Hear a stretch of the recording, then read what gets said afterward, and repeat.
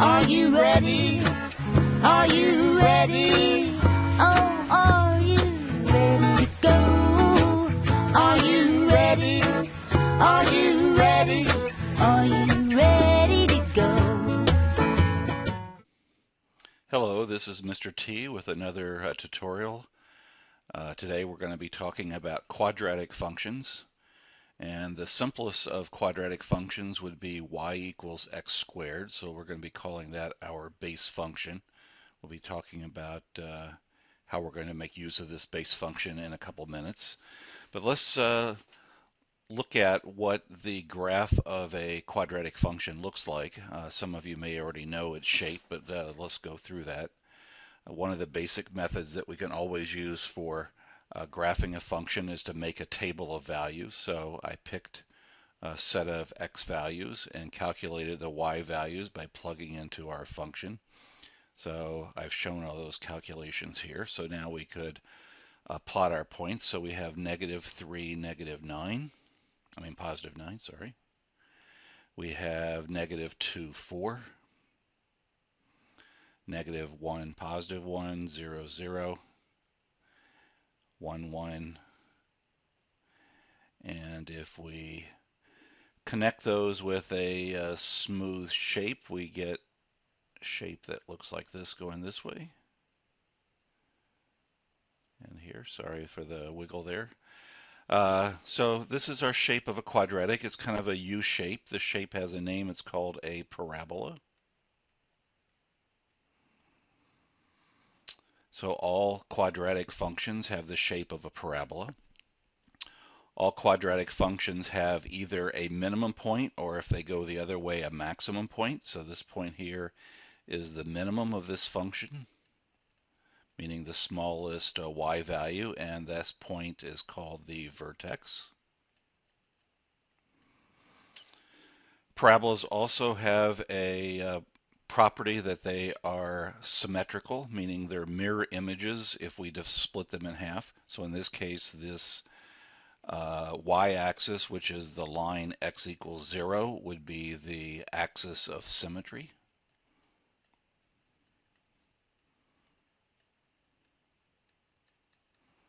And I'm going to be in this lesson abbreviating that by AOS. So again, this vertical line is our axis of symmetry. And symmetrical again means that if we have a point a certain distance away on one side, so here 2 to the right, we have another point 2 the other way.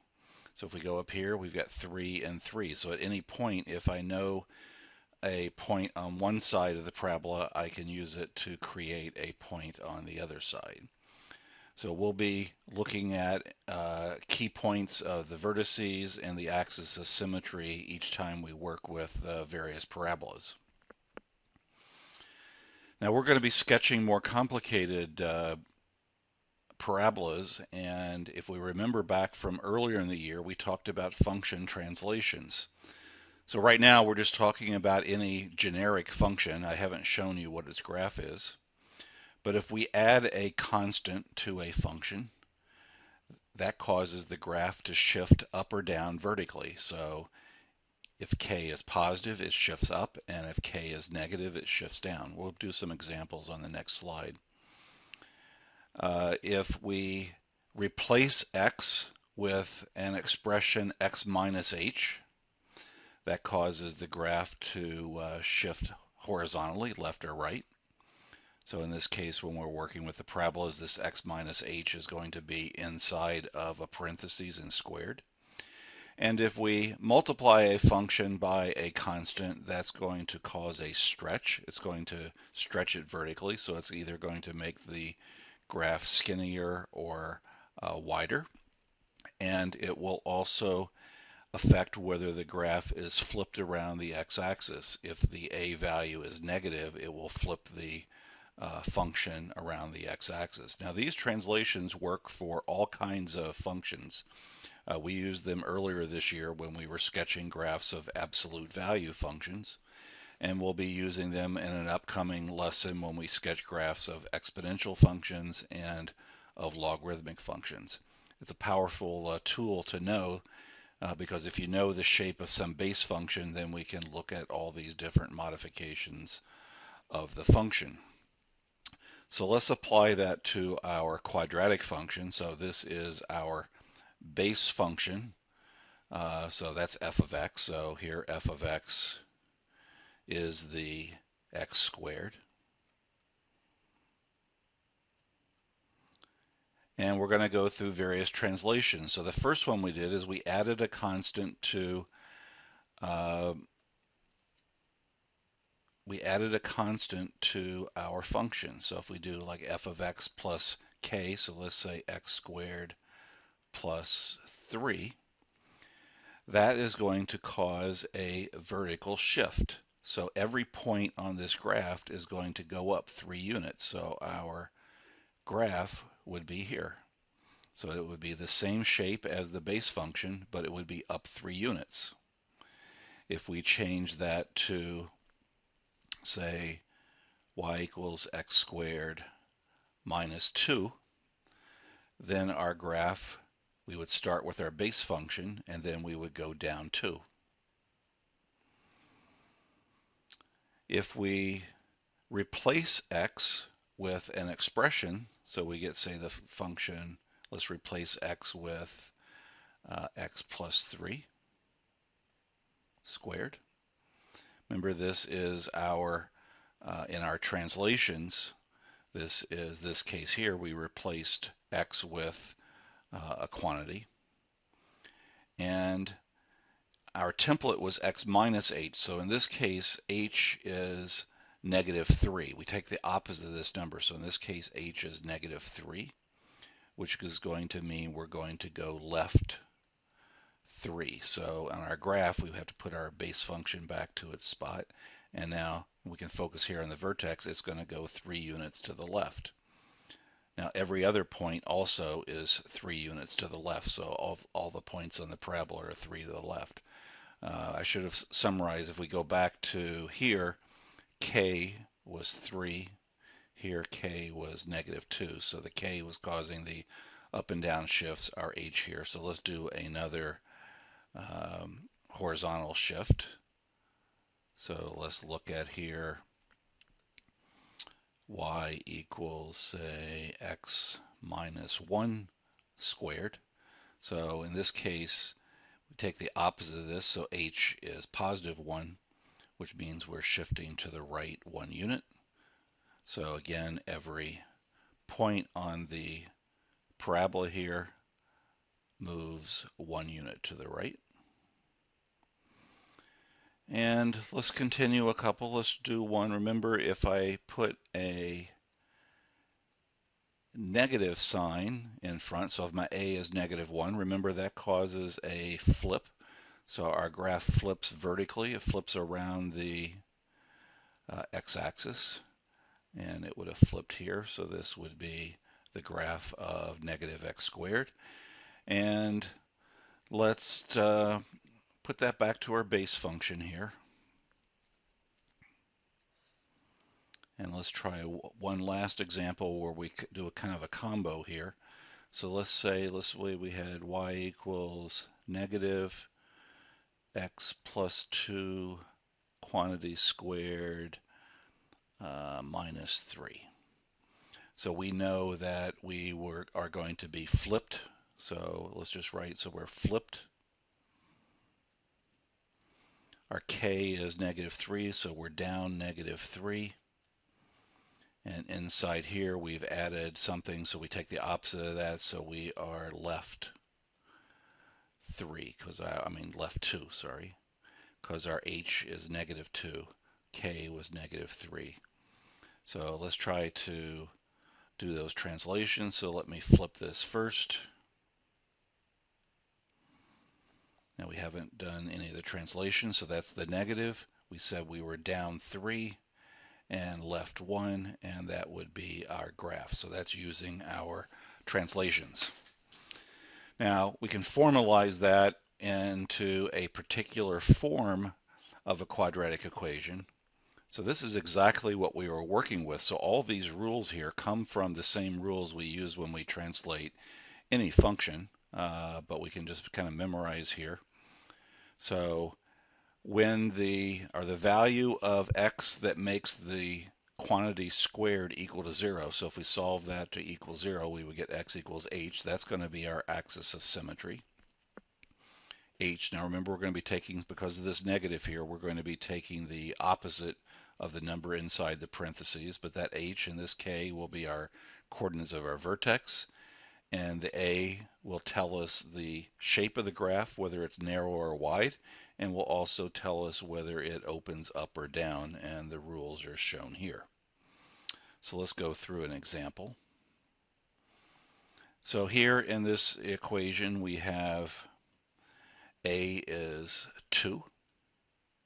So that tells us we're opening up, and we're going to be a little bit narrower than the base function. Those rules were on the previous page. Our h is, we get from looking at the number next to the x. And remember, we take the opposite, so as h is -3. So that means we're going to be left 3. It also means our axis of symmetry will be the vertical line x equals -3.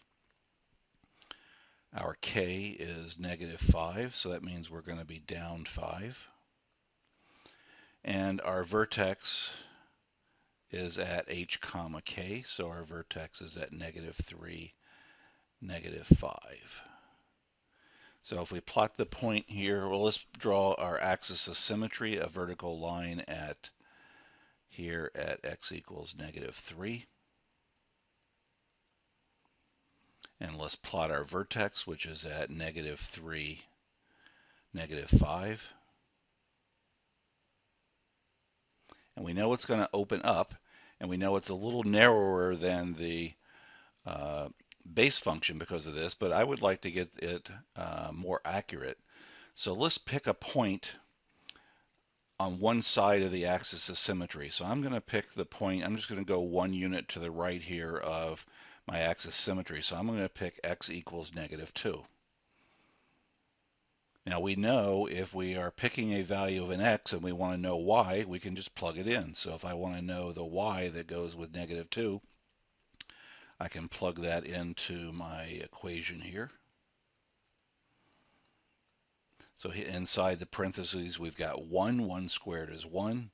2 times 1 is 2. Minus 5 is -3. So we get here -3. So the point -2, -3 is a solution of this equation. It means it's on the graph. So if we graph the point -2, -3, we have this point is on our parabola.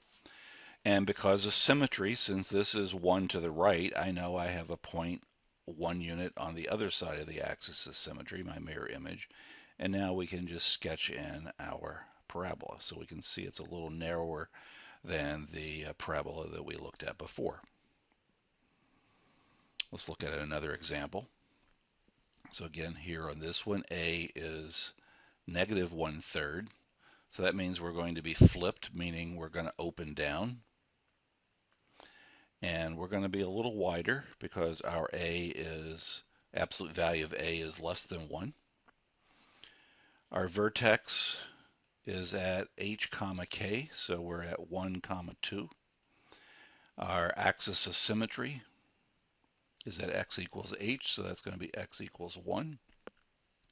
So let me draw a mirror here, our axis of symmetry. And let's plot our vertex at 1, 2. And we know we're opening down. Now we want to get the width.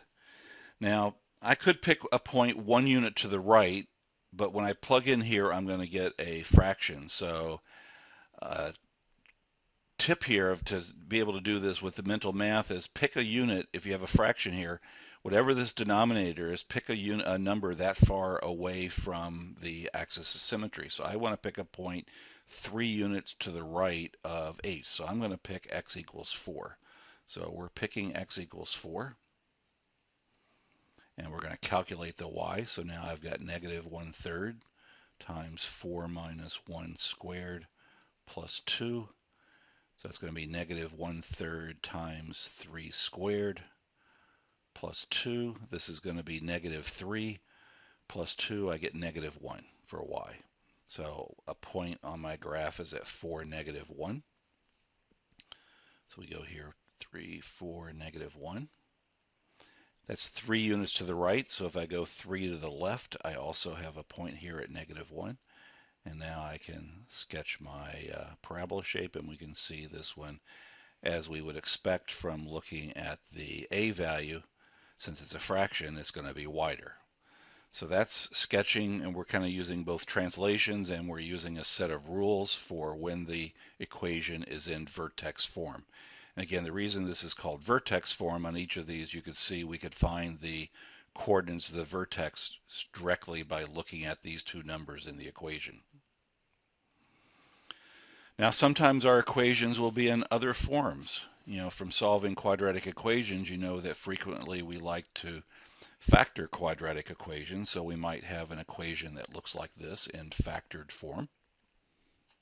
Remember, x-intercepts are places along the x-axis where y is equal to 0. So if we put 0 in for y and solve this equation, we know from solving quadratic equations that were equal to 0, we would set each factor equal to 0 using the zero product property, and here we would get x equals p and x equals q.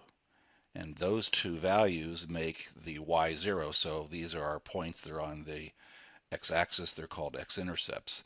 These are also sometimes called roots of a function. And you will also sometimes see them called zeros. So in some of our study island work, we've seen the terminology roots and zeros. They also mean x-intercepts.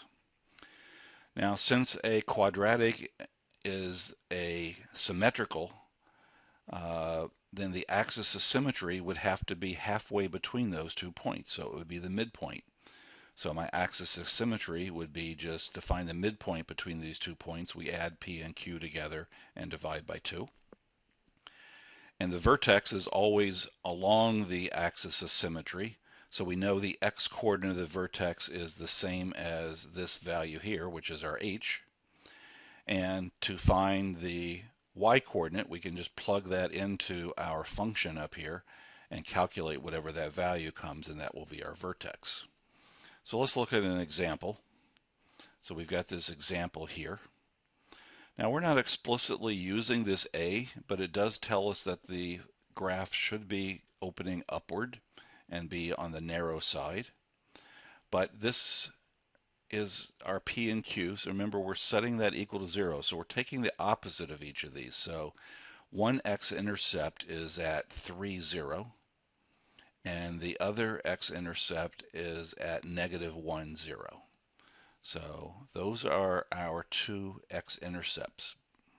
Again, we can get those. Those are the freebies we get from the equation just by looking at it. Now we know halfway between. Now we could do that visually and see that halfway between is right here. And that's going to be our axis of symmetry. So our axis of symmetry is at x equals 1. Mathematically, to find the midpoint, we take p plus q and divide by 2. So we get 2 divided by 2 is 1, which is the same number. So if you don't want to remember that formula, you can just do it graphically. Now we know our vertex is somewhere along here, and since it opens upward, we know it's down here somewhere. So we know our vertex is at 1 comma something, and to figure out what that number is, we need to put 1 into our equation. To put it in for both x's, so we have 2. This is -2, and this is +2, so we get -8. So our vertex is at 1, -8, which is right here. That's our vertex, and then again we can sketch. Whoa, that's not good.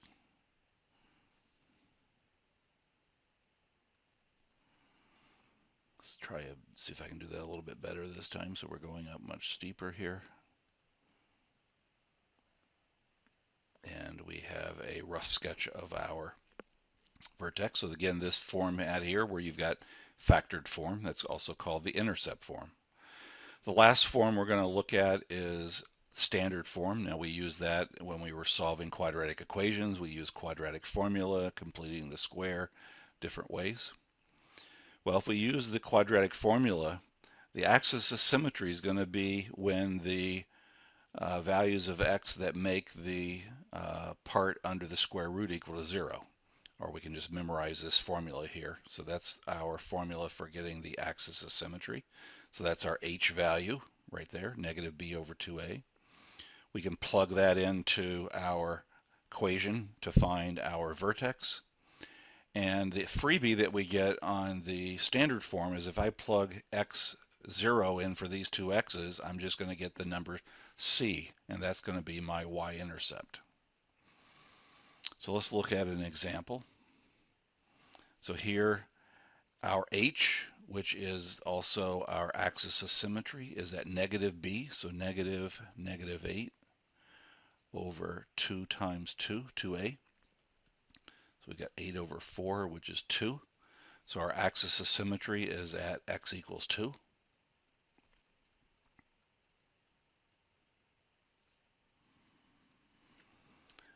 To get k, we're going to just plug 2, our h, into our equation.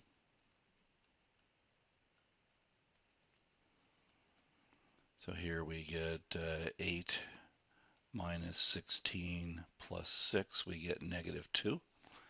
So our vertex is at 2, negative 2. Our axis of symmetry, if you're asked for that, would be x equals 2. And we have a y-intercept is at 6, so that goes on the y-axis. And we can use our symmetry. We've got the y-intercept is 2 to the left, so we also have a point over here at 2 to the right. And again, we've got another parabola here we can draw. So that's graphing when we are in standard form. Now we're in the home stretch. This video is getting a little long. I apologize. The last topic I want to talk about today is we might want to put one form of equation into another. So to go to standard form, we're just going to use FOIL, the distributive property. So if I wanted to convert this intercept form into standard form, we would just FOIL. So I'm going to leave the minus out here first. So x times x is x squared plus 4x. Now I've got to distribute the, I did this kind of backwards, so I did those two. So now I've got to do the x times the negative 9 minus 9x, and the 4 times the negative 9, negative 36. I kind of did that in a weird order. We can combine the like terms. And now we have to distribute that minus through, so our standard form equation would be that. Up here, we would also do the same thing. Now we're in vertex form and we're trying to go to standard form. So I've got to turn that into x minus 1 times x minus 1. We're going to do that FOIL first. So I've got x squared here times negative 1 times x, and negative 1 times negative 1. Combine my like terms.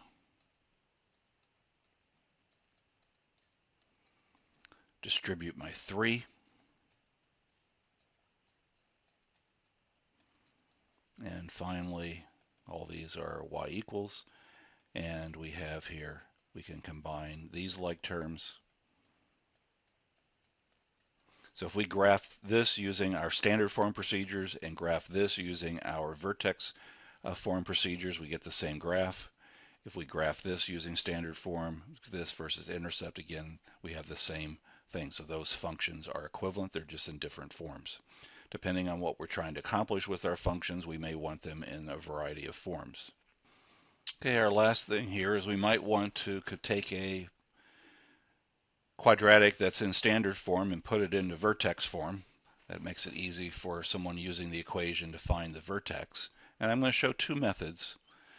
We just learned a set of rules that we can use to graph something in standard form, and those rules allow us to find the vertex, h and k. And our formula was h equals negative b over 2a. So for our problem here, it's going to be negative 12 over 2 times 3. So that's 12 over 6, which is 2. Remember, to find k, we're going to plug our h, the x value on the axis of symmetry, into our equation.